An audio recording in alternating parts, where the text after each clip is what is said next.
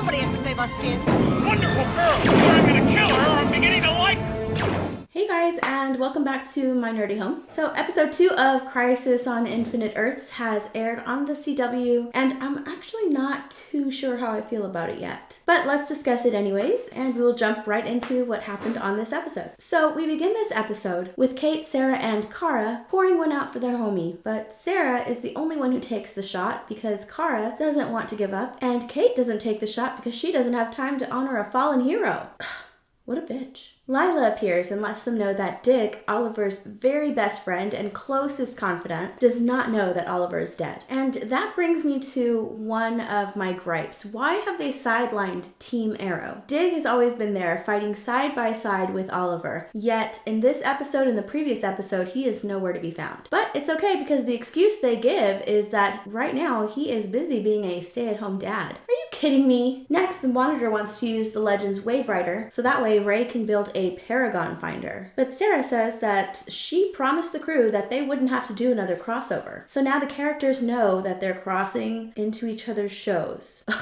Okay. So since they don't want to use the current Wave Rider, Lila travels to Earth 74 and hijacks that one because it's no longer being used. Only she finds Heatwave squatting in it. He's there because he likes the quiet and it's away from people. Heatwave is trying to become a romance novelist, but it's not working out. We also find out that Leonard Snart's voice is the AI that is operating the ship, and that's actually pretty cool. I did like that. Even the voice of Wentworth Miller's character has charisma. So Lila invites Heatwave to join the team, and he does. So now the team is on the Wave Rider, and Monitor tells them that they have to find 7 Paragons, and that he retrieved this information by restoring the Book of Destiny. Now, the Book of Destiny was previously destroyed in last year's crossover, so Barry is actually a little bit shocked to see that it's back. As of right now, he already knows of 4 Paragons, with Kara being the Paragon of Hope, Sarah being the Paragon of Destiny, but they do not know who the other 2 are. He only knows of information regarding the other 2. The 3rd Paragon is of Kryptonian origin, and the 4th is the Bat of the Future. While he's telling everybody this information,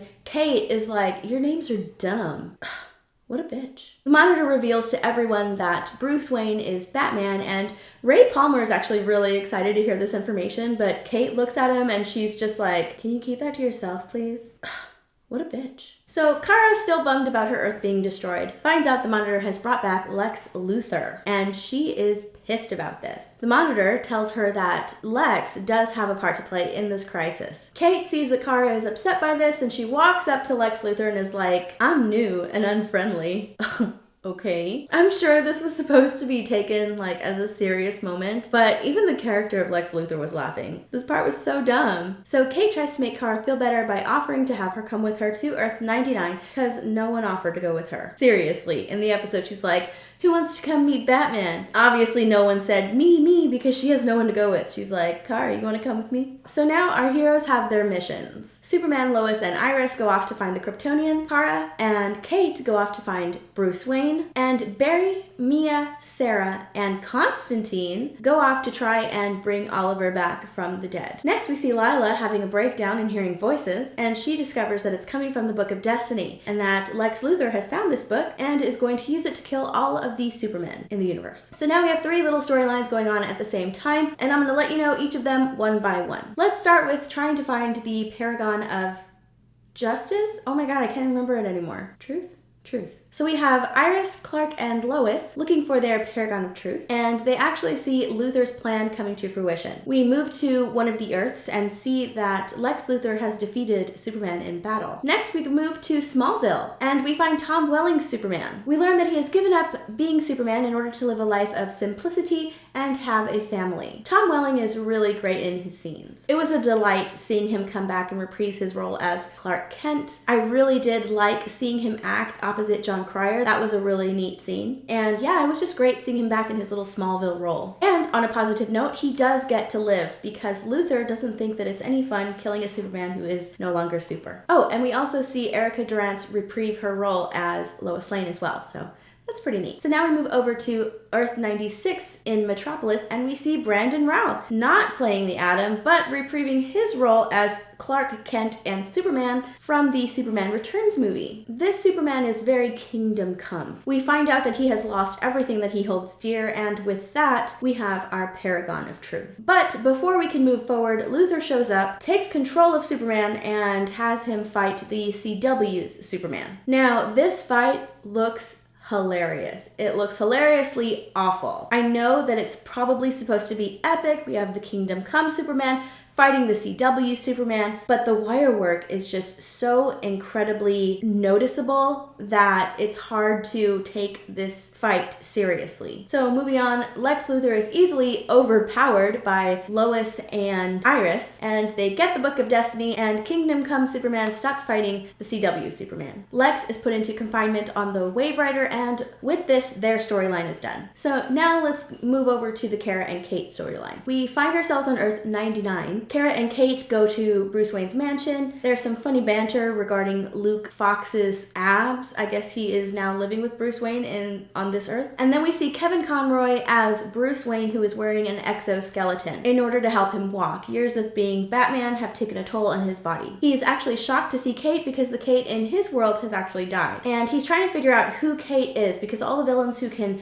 masquerade as Kate are either dead or in Arkham. So Kate explains who she is and why she's there, and Bruce kind of laughs at her and lets her know that he can't be who she's looking for because he has actually broken his code and has started killing. Kate offers redemption for him, but Bruce has lost all hope and has become very cynical. I'm not sure if I like this. I know that it's very reminiscent of the Dark Knight Returns comic, and that comic was really good, but I just wanted to see Kevin Conroy play a different version of Bruce Wayne. So Kara comes barging in after she finds out that Bruce has actually killed this Earth's Superman. Bruce says that the worlds are better off being destroyed and that there is no hope. He said he killed Superman because he is too powerful and never questioned any motives of any political entities who asked for his help. Again, another callback to the Dark Knight Returns comic. So realizing that Kara is Kryptonian, he punches her, and it flings her across the room. It actually works. It's revealed that he has some kryptonite stored in his exoskeleton. Kate puts herself between Kara and Bruce, but Bruce goes after Kara anyways. Kate takes him out with one quick kick, throwing him back, and then Bruce accidentally electrocutes himself.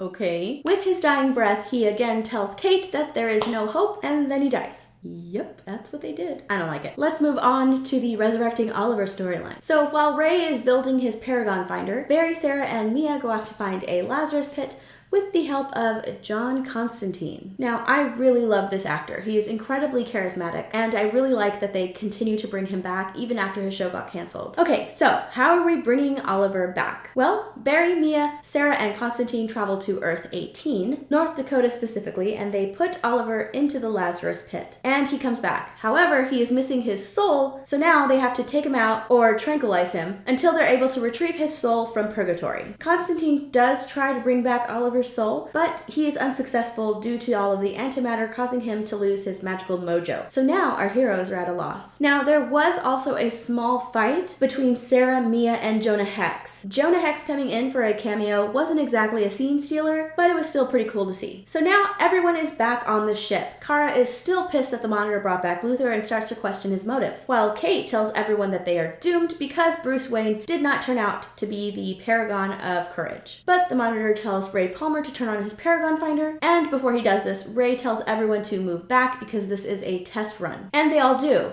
except Kate. She kind of rolls her eyes and scoots back after everyone else does. What a bitch. Even Superman moved back, but she thinks that she doesn't have to?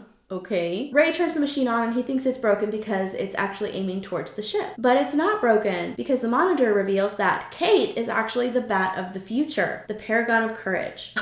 Okay. Kate and Kara have a heart-to-heart because Kate, much like the audience, is confused about how she is the Paragon of Courage. And she's worried that she will become very cynical and lose all hope just like Bruce. But don't worry, Kara gives her hope, and then she reveals her plan that she's going to use the Book of Destiny to bring back Earth 38. Kate warns against this, but Kara has made up her mind. After Kara leaves, Kate reveals that she took a little souvenir from her side mission, the kryptonite that Bruce had hidden in his exoskeleton. Finally, we see Lila again again and she's having another migraine. She's transported somewhere unknown in order to help the Anti-Monitor, and then we finally see the Anti-Monitor, and the show ends. So how do I feel about this episode? This episode was really messy. We had all of our characters separated, going off to look for some MacGuffin people. The fight between the two Supermen was just silly. I don't like what they did to Bruce Wayne in this episode. And Kate being the paragon of courage and the bat of the future? I don't know.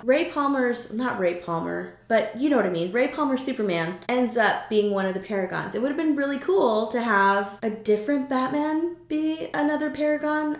I don't know. Maybe it's just my disdain for the Batwoman show and how they have her coming across in these episodes and also in her show. I just don't buy that she's the paragon of courage. There were some good things about this episode.